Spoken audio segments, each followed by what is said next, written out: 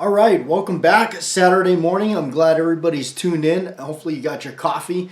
It is Saturday morning, and we got kind of an interesting, I kind of threw this video, thought about it, and threw it together. And this is, in a sense, stuff that I'm glad I still have, because a lot of things frequently move out of my collection very frantically sometimes. I let go things that some of my friends go, my God, I can't believe you did that. But you know what?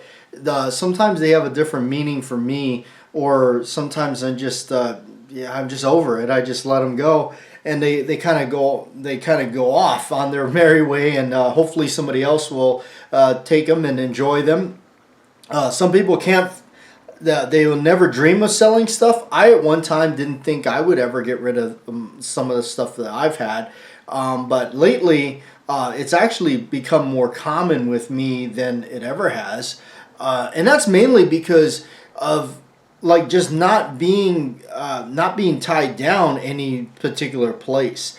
I've always been that kind of person that it's like I'm here right now where I'm at in this state, that I left another state and just boom, here I am, and I understand and know that at any given moment that I may just say boom, I'm out of here, and off I go somewhere else.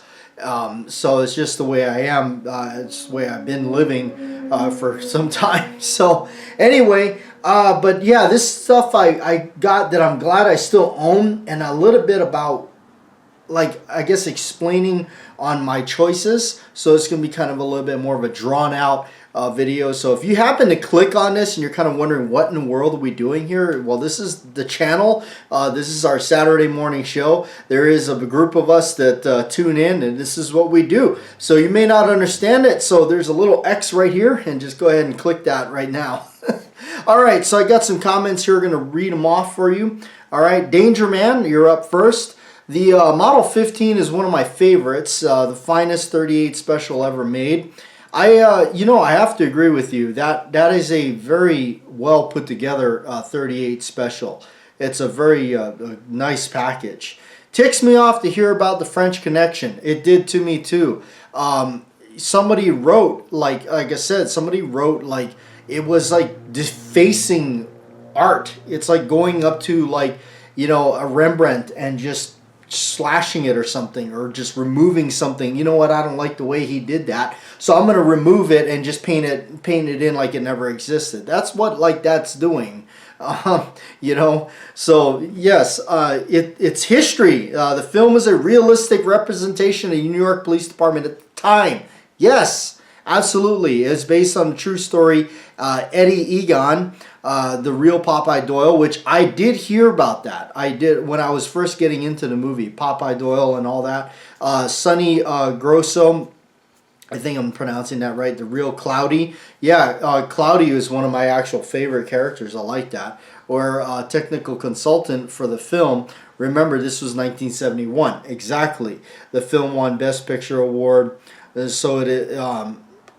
So it is now a piece of history and must be preserved and such. Yes. And you know what else kind of bothers me is, because I'm like movies and Hollywood, it's like my thing. Especially all the old stuff, the stuff from yesteryears. There's a group, a coalition, if you will, of and I believe Marty Scorsese is involved in this. It's the film preservation cult people. And why are they not doing anything about this? I mean, and that's the thing, is people gotten so afraid to speak up about stuff like that, and I think that's just sad that we're allowing historical things just, wither away, and there it goes, and it'll never be obtained again. All right. Call Reader, hopefully I'm pronouncing that right. Nice info as usual. The Commander has a 4 1/4 inch barrel and slide. It does. I think some people make it into a 4. Some other 1911 manufacturers knock it down to a 4. That answered my question. They do. The 4 1/4 is kind of my. I like it. I don't care for it in a 45, but in 9 I do. Scottish American. Great channel, by the way, guys. Scottish American is another good guy out there. He also does a show called The Pop Goes the Weasel over there. So he's doing a little hat tip to our lost friend that we lost some years ago, Mr. Holster. Over the years, I've gotten rid of very few guns. I've had 2 striker fired pistols that I decided that I much rather stick to hammer fire. Nothing wrong with that. An old Ruger Blackhawk that has seen better days. The 1911 is pure classic, and I for one don't mind seeing it in other calibers. The platform is tried and true, so why not expand the options? The Commander size is the one I'm working on building. I found a custom barrel and slide, and I just need to save the pennies. I know all about that. So it's just saving some pennies now. Yes, I'm a 1911 fanatic. I can't help that. I like them all the way from the $300 or $400 1911 all the way up to the $4,000 1911. I just do. I love the pistol. I'm not afraid of either one. I certainly I will say that yes, some of the more inexpensive ones, the $300-400 ones, you get what you pay for. By the way, they run great. They're okay, and if you're fine with that, you're fine with that. Just like, am I fine with an Italian copy of the single action rather than owning a $3,000 Colt single action? Yes, I am. I'm fine with that. And that's me, and that's the way it is. And there's nothing wrong with that. For 1911s, because I'm such a fanatic about it. But yes, I like them all the way from this end of the scale all the way to this end of the scale. Now, I'm not saying that I'm going to go out and buy a $10,000 Cabot or something like that, which I just kind of don't see. I gotta say I don't see it.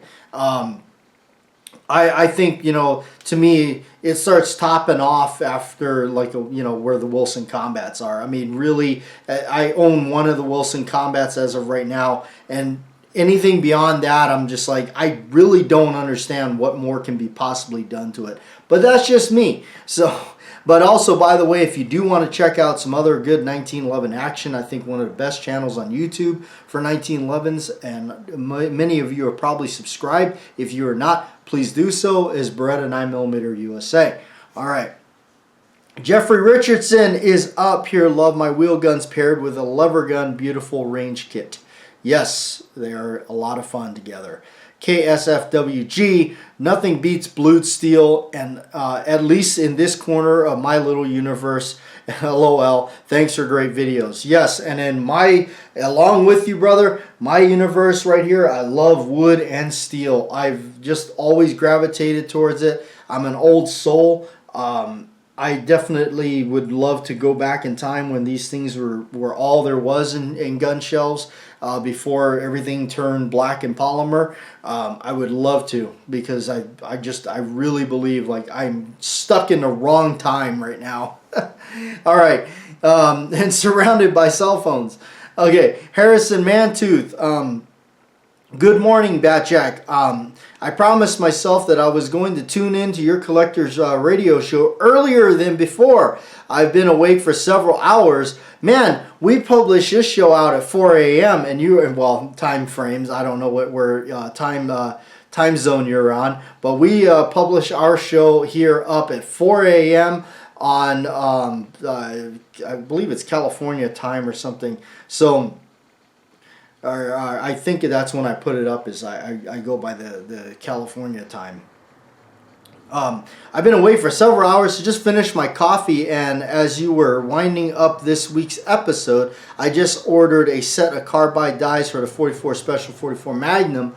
I too favor hand loading, though it's been quite a while since I've done any, and as mentioned before, 44 Special loads are out of reach dollar-wise. Yeah, they're expensive. I've always hand loaded mine, if I could find any. And that is true. I have not actually seen much 44 Special on the shelves. I've been wanting to load up some Skeeter loads for my 44 Special, just this morning I ordered a 8-pound jug of Alliant Unique from Midway, to be honest. Wow. Don't say that too loud. I mean, any kind of Alliant powder, especially Unique, has been difficult to find. I'm surprised you found that. I was really surprised they had some in stock. Well, I guess if I would have finished reading your comment. To anyone out there looking for some unique, grab it while they have it available. Absolutely. I'm anxious to get some loading done, so I can try out the Smith & Wesson 29-10 I bought several weeks ago. Thanks for sharing another informative and enjoyable episode with us. Keep your powder dry. Stan. All right. Big Al, great show, and I appreciate the heads up on hard copies of favorite movies. I had not thought about that before. I have thought about it. I'm not saying, well, I did. But no, I've always had that in mind because, see, I went through the VHS era. And now I guess I'm showing my age. But I went through the VHS era, and I regret getting rid of all my VHS tapes. I really do, because a lot of them became collectible. And and I always kind of, I swear I was like that guy going, I told you so, I told you so. But, anyway, the other day we were talking, my buddy and I, one of my good friends, he's from the island too. We were talking about it, and he said he had saw a group of kids, and they were taking pictures of a payphone. Think about that. They were taking pictures of the payphone because they've never seen one. Dropping a dime was something they never even heard. All right. Frank Buddha, Reed and Malloy carried Model 15 revolvers in the LAPD switched. In fact, the Martin Milner used his personal Model 15 on the show. I didn't know. I mean, I know the Model 15 is just it's about as popular as the other ones. I mean, it's in so many films that you don't really realize that, hey, yeah, it's a Model 15. And basically that is just a K-frame with the adjustable sights on the rear and everything. A 6-shot, nice 4-inch configuration. I think they make a 2, and I have never seen a 6 or an 8 or anything like that. Correct me if I'm wrong. I've never seen one. Maybe somebody else has seen one. Maybe they're super rare. All right, Squibload, great guns. Thanks for sharing with us. You're welcome there. Another great channel, guys. Squibload over there. Jordan Hicks, Checkmate, and Chip McCormick mags work great in 1911s. I have a bunch of both, around $25 a pop. I do believe also on that note, Chip McCormick is bought out now by Wilson Combat. Checkmate I have heard of for sure. I used to use Chips back in the day when I was running a lot of stuff. But then I switched over to Wilson's. I just had different experiences with them, but that's fine. Joe Bowers, I've been collecting thrift store VHS for over 15 years now. Yes, some are worth a bit. They are. I wish I would have kept some of mine. Again, repeating that. Just wish. Gun Enthusiast, another guy that used to make a bunch of videos all the time, and we miss him, don't we? But he has been showing up with some short clips here and there. I'm glad to still see him active there. But yeah, Gun Enthusiast, my brother over there. All right, great show as always, bro, and always very informative. Thank you. Appreciate that.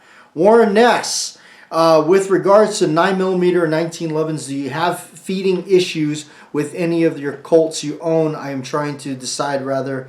I like Springfield more. I have a Colt. I have a Colt 9mm. I've had a couple, but I'm down to one, I believe. I've had no issues with it. The only thing I did do with that Colt was I broke, if you can imagine this, I busted the ejector off of it, and I had to replace it. So I did. That was it was out of commission for a while until I repaired it. But I did bust an ejector off of a Colt. But I like it because of the classicness of it. But honestly, as you'll see later in this episode, I really like. My favorite is the Springfield Ronin Commander variant, 9mm with the alloy frame. That is the hot ticket. Absolutely. All right, Charles Dotson. Hey, Kuya. How did the grips turn out for the Blackhawks 357 old new screw 3 screw? I have not. I got to be honest. I have not messed with grips for a long time now. I've really, that has become such a back burner project of mine of doing any kind of grips lately. So I did not get to any of those Blackhawks or anything like that as far as grips go. I have not. So I've been really behind on any kind of grip stuff. I don't even have anything right now to produce anything as far as the grips go. There's been ideas that have kind of been tossed around on paper on the table, but nothing has actually gotten into the works yet. So, all right, Bohemian Hunting Club, another great channel out there. Erase and change what they want. That's definitely the kick right now. I wish I kept all my VHS now too. I tell you guys, you know what? I'll tell you what the next movie is going to be on the chopping block, so go out and buy it now. That's Taxi Driver. I guarantee you that one's going to be next. All right. And I did hear that Disney is the culprit of it, and Disney's own Fox or CBS Fox or whatever, or Fox or something. 20th Century Fox or something. So any of the movies that are under that title or that production, and it's anything mildly inappropriate, I'd say just go out and buy the hard copy now. Another one that I heard they're doing it too is a new movie, which is with Gerald Butler playing, and I heard that they didn't like the way it portrayed the something in it, and so they're going to change that. That movie didn't even get off the runway. All right, Harrison Mantooth. Well, if I knew or my brother-in-law wouldn't get busted, I'd ask him to ship me some, but I'm not a great gambler. I can find a small rifle and pistol along with bench rest and 50 caliber over here locally. Out here is about the same. It used to be all you could find is large. Now it turned into all you can find is smalls. But I think the market's opening up because I recently saw Aguila Primers, small pistol, Aguila Primers for, get this, $40 a brick, and that's 1,000. All right, Squib Lift, lots of primers in Michigan. Anybody in Michigan, there is lots of primers over there. Lion Quest Fitness, whoops, first comment read. All right. Okay, we're going to close that one down, and now we're going to get to the actual. Look at this. Look at how many comments there are. We've been definitely rocking and rolling with the comments on the radio show. It's been wonderful. So many people have been chiming in, so it's been great. Okay, this is a collection of stuff that I chose because I'm glad that I still own them. I haven't gotten rid of these.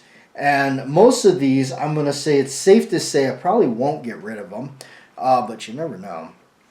But anyway, and also there is stuff that I chose on this table that also reflects a little bit of something else. What it means is, like, I also chose it because I like to tinker around with these. These are chosen because I will still take these out. I will still take them to the range. I will still run them. I will have fun with them, and they do bring me. Anytime I'm thinking about going to the range, you can bet some of these are definitely in the mix. Or I'm just glad I have it because they're really cool, and I also don't mind shooting them. And I've kind of gotten away from the guns that I used to have that I never did shoot. I just kind of kept them for what they were. But these ones here kind of have a little bit of significance, and plus it also reflects a little bit on what the market's doing, like how hard it is to kind of find some of these. It depends on where you're at, of course. But also it reflects too, like, if I didn't have the purist in me, if I didn't have like an original version of it, I wouldn't be so excited about having some of these that I'll talk about. Actually, the first one up would be the newest on the block, the newest kid in the classroom here, if you will, or the new member to the bunch is the Springfield SA-35. I really am a big fan of Springfield Armory's stuff. Now, let me clarify that. I'm a really big fan of course, I love the fact that they're still making the M1A. And I love the fact that they were making 1911s. Their 1911s are I'm such a big fan of their 1911 line because, and anybody that doesn't want to explore it, I think you're losing out. I really do. I really think you're losing out on what they have to offer, because Springfield Armory is one of those amazing companies that for their 1911, which they're all forged sliding frames and barrels and everything, you would think I'd be paid from them. I've been accused of being paid by Colt, by the way, one time. I don't get paid by anybody. So, all this is, nobody pays me to say this stuff. Are you crazy? Who am I? Nobody. But their lineup of 1911s is they got everything from your basic $500-600 1911 all the way up to you can spend $3,500, $4,000 on one of their 1911s, a professional model or something. So I'm a big fan of all that kind of stuff. So they recently introduced their version or their take on the high power. And I tell you, if you've ever been interested in wanting a high power, this is the hot ticket, man. This is the bee's knees of what's out there. Now this is a prime example. Like, I'm glad I own an original Browning, a Belgian Browning, that is just absolutely gorgeous and phenomenal. And because I own that, I didn't mind, checking out one of these and everything because, if given the take, like which one do I want to really keep? I'm going to keep the original because that's the collector in me. That's the collector's, we're collector's radio, so, but these here, what I like about it is they didn't deviate from the original lines of the gun. Yes, the sights are updated a little bit, but for the better and not so ridiculous that they're like, they took away the looks of the gun. They didn't make any weird angles or anything like that. They took away one of the most criticized thing, which is the magazine disconnect. So yes, you can actually fire without the magazine. I know that was a big criticism of the gun, but they didn't take away any of the lines, and I'm glad they kept that. That slide stop is iconic to the Browning high power. That right there is just, that's the way it looks. Some companies have done away with that and went and making it look different. Man, at that point, just to me, I'm a little bit of a purist too. It's just like it takes away from it. I don't like that. So this is one I'm glad I own. We just kind of stumbled across it. And I know that in some places they're still difficult to find. Although I did see them.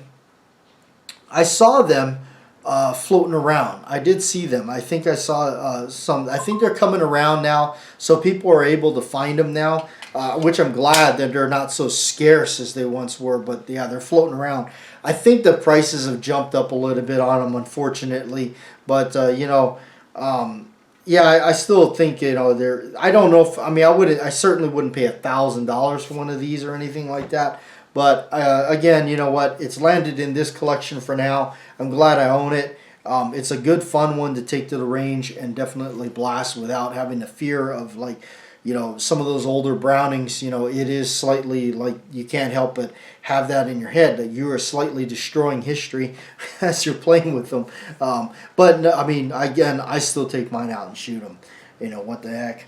So the other one on the list would be another Springfield. This is my Ronin. My Ronin here, the Commander variant. Yeah, this one is at and a lot of you probably know because it probably doesn't look like anything like the Ronin that you're seeing in the store or anything like that.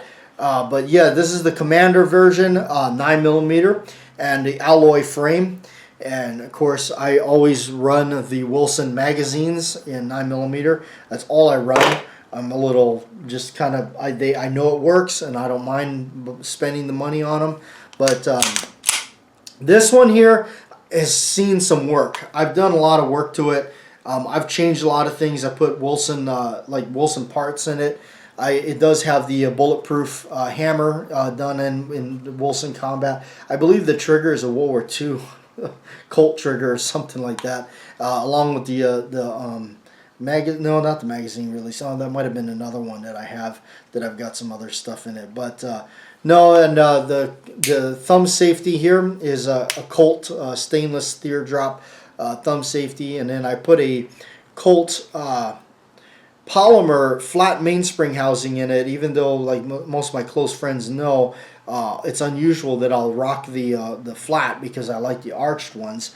But reason for that is because it was polymer. And I know they make a polymer arched one, but I have not found it yet. They were floating around at one time plentiful, now they're not.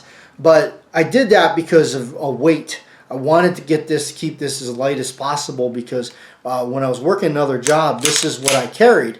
I carried one of these. Also, I did slide the frame refitting on it and made it very tight, or just not super tight, but I did more of a hard fit on it. So it definitely has a little bit, there's definitely no side-to-side movement at all in there.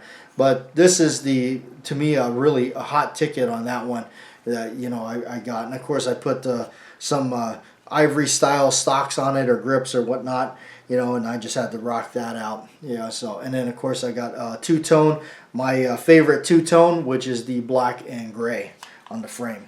So really a really nice package deal right there. That's one of my favorites to take to the range. In fact, we were just out at the range and I rolled through about another 300 rounds through it. And I tell you, boy, this thing has seen its round count with me. But, you know, being 9mm and everything, it really isn't beating the gun up at all, including also being an alloy frame. All right, now kind of what I, you know, of course, my my true, you know, love and passion always will be the old wheel guns. I chose the Model 28 Smith & Wesson 4-inch. I felt like it wasn't really, I didn't really need a big old 6-inch or anything like that. But Model 28, no frills, no thrills. Basically the kind of more duty version of the Model 27, if you will.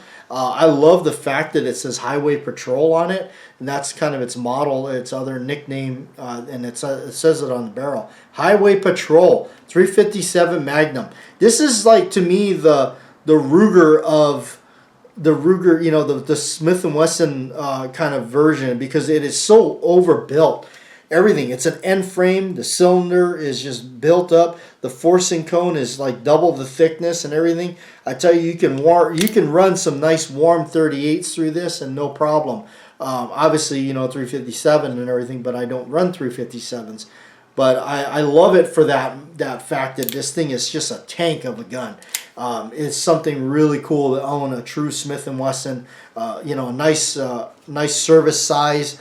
You know, an N frame or a K frame, and especially something like this to run my 38s in. You know, if I want to make a little bit of a warmer 38, I can, to roll some plates or something like that. Throw it in there. It's not going to hurt this thing at all. This thing locks up tight. Everything is great on it. Picked this thing up for a real good price at a local shop down here. It even had the T-grip on it, which I kept. And a little secret here, I'll let you guys know about something that I think you guys recently saw this in a video where we did on the insides and outs of these things. I made these grips. If you can believe that. I actually made a reproduction of those wood grips. It is not wood. It's a composite, but I made it look like that and added all this this aging and everything to it. So little secret behind the scenes for you there. So if you've seen it in the close-up videos or whatnot, yeah, that's why they look kind of worse for wear, is because I made them I copied them from the original set that were on it, which I have locked away.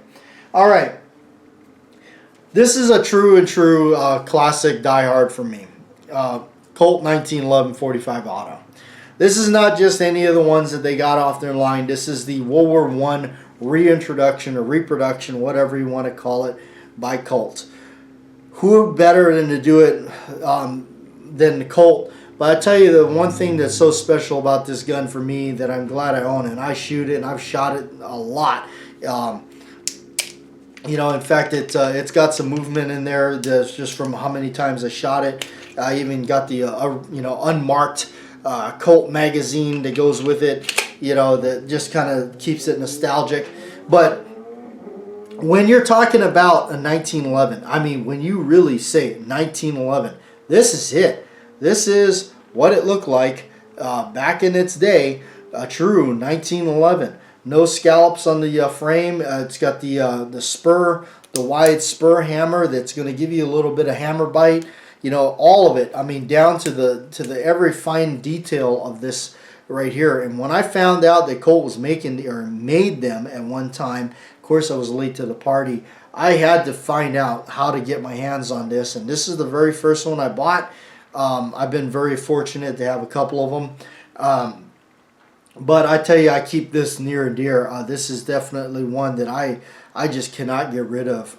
I searched for one of these for so long. I didn't think I'd actually own one, but I was very fortunate that this one was up for grabs, and a friend of mine that owned a shop had it. Really good friend of mine. His name is Rob. Great guy. He ran a place in Hawaii called Blue Water Hunter. He was a diver and everything. Man, Rob hooked me up with that and made sure I got it for my collection, and I thank him every time because he also hooked me up with an outstanding price. I believe he just gave it to me for what he paid for it. So great, really great guy. All right, and of course, you know, we couldn't do it without it. The old Smith & Wesson Model 29. This is a -2, pin and recessed, vintage, I think 1971. I had to have this. This is my original romance movie gun, and it's got to be the Model 29 Smith & Wesson 44 Magnum, Dirty Harry. This made my day when I finally got one of these. This is all original as the original gets. I shoot all specials in it. Why not? Dirty Harry did. But you know, I'm not trying to, you know, beat it up or anything like that. I still take it out to the range. I still play, you know, Dirty Harry with it and all that. But I tell you, I take good care of it. I definitely intend to hang on to this for a good long time.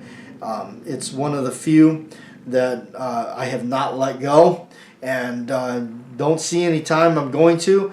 But yes, the 6.5, the true 6.5 inch barrel is the Dirty Harry gun. A lot of people say, you know, they see a big old revolver and the minute, oh, that's a Dirty Harry gun. Make no mistake, there's only one Dirty Harry gun. That's Model 29 with a 6.5 inch barrel. All right, continuing on with the revolver. Speaking of heroes, the Duke. John Wayne, grew up watching so many John Wayne films. You just have to have a single action. And I got really addicted to him when I started seeing videos after the fellow was shooting it, and then he was punching out that big chunks of brass like that. I saw that and I said, that just looks cool. It looks fun. I really want to do that, and it is. If you have not messed around with a single action, it's just a load of fun. And when I mean a single action, I mean a true Colt clone. Now, this isn't a genuine Colt or anything like that. Again, I'm perfectly fine with owning the Italian copies. This isn't a Uberti Cimarron. And I tell you that this is the real deal. This is about as close as you're going to get without spending the $3,000 on a legit Colt. You put it on half cock, you open up that loading gate, and that's how you load it. You put it up. The lines of the gun, this is original. This is original. There's a lot of other single actions that look kind of, you know, there's their own modern take on it, but this is something that's special to me because this is what you see in all those Westerns. This is what you see. Not the other stuff that looks kind of, you know, different. This is the original copy that you'll see in all the Westerns. Of course, I outfitted it with the yellow grips like the Duke has, and this one here is chambered in 38-40. I used to always shoot them in 45 Colt, but when somebody introduced me to 38-40, I just couldn't get enough of it. And it shoots so smooth, it's so accurate, and little known fact, guess whose favorite caliber was? The Duke himself. So had to have that, and this is just one I'm glad I own. I had sold it one time. I got rid of it one time. I sold it to a buddy of mine, and then later I bought it back from him. All right. Now, I bet you thought it was over. No, we got some other surprises here for you. Now, we're going to have to be careful we don't knock everything over. A lever gun. Oh, boy. If you do not have a lever gun, what is wrong with you? These are just super cool. Now, this one's a Rossi. It's imported by EMF. It is a Rossi. It's in 4440. A friend of mine ended up putting this up for sale, and I said, wait a minute here. Now, hang on. I think I'm interested. I think I want it. It's a 92. To me, I mean, I like the 16, but I believe this is 18 or 20 or something like that. But you know what? It's a good size. I like it. It's got a good stick of wood on it and everything. 3840. This is a true fun gun to take to the range and blast. If you've never done so, please run and do that, because you don't know what you're missing out. Plus, at least where I've seen, you know, the local shops and stuff, whenever these things pop up on the shelves, man, they are gone. They tend to fly off. So I'm glad I found this one, and I got it. What I like the most about it, it doesn't have the safety gizmo right there. It doesn't have all that updated stuff. It is about as true to the old Winchester as it can get. So for that, I like it.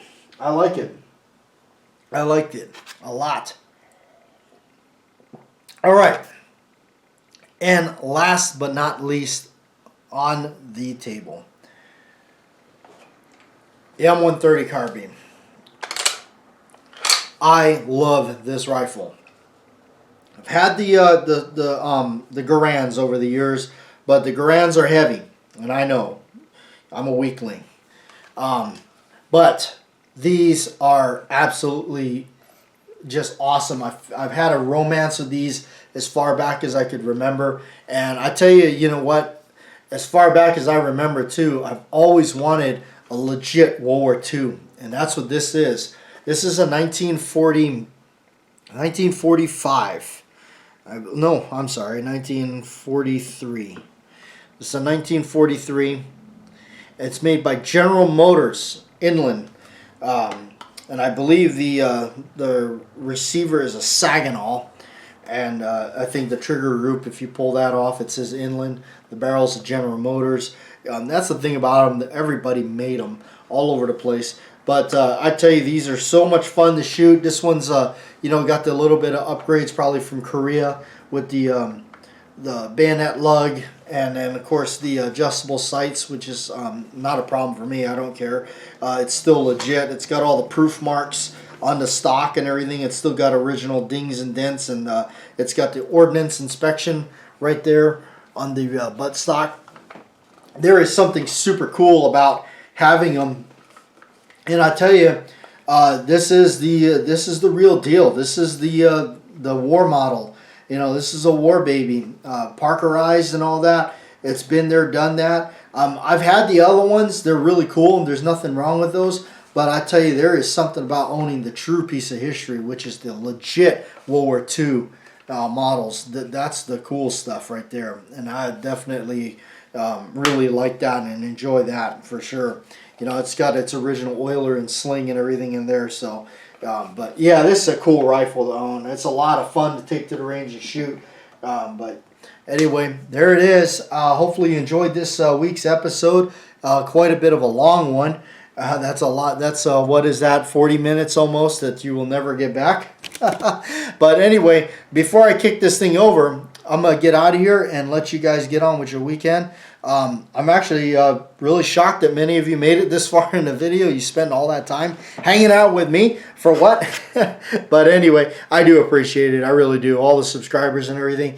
If it wasn't for this show that we do every week, you know, I'm not sure, you know, really where the future was going with the channel. And I mean that it would have been a, you know, it's kind of a heavy heart to say, you know, that we have sometimes given some thought on the future of what we're going to do, if we're going to continue or not. But when we revamped the Saturday morning shows, which we've been doing for a number of years now, it did kind of, that does kind of come into play, because I know there's going to be a great handful of you that would miss us and all the production that we do and everything, and stuff we talk about. So yeah, it is because of that. You know, we thought about that kind of stuff, and you know, so we do it for you, and we're hanging out here, and we're trucking along and everything. So, but you know, anyway, appreciate it, and c'est la vie.